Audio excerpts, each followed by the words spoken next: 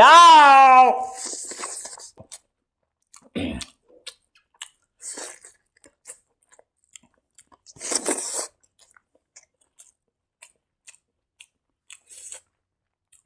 về thì mình nói sản phẩm gì đi hỏi phải không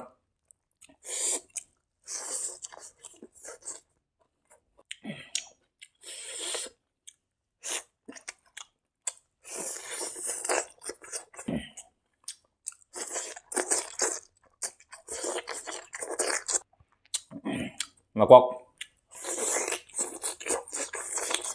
hắn được ra bây giờ thua tra tổng đôi nát tôi hết giờ rồi luộc bài đâyอีกสิ่งที่จะมีตัวนะน้องมาจริงเลยนะทับกันบ่ไอ้ดีออฟฟิศ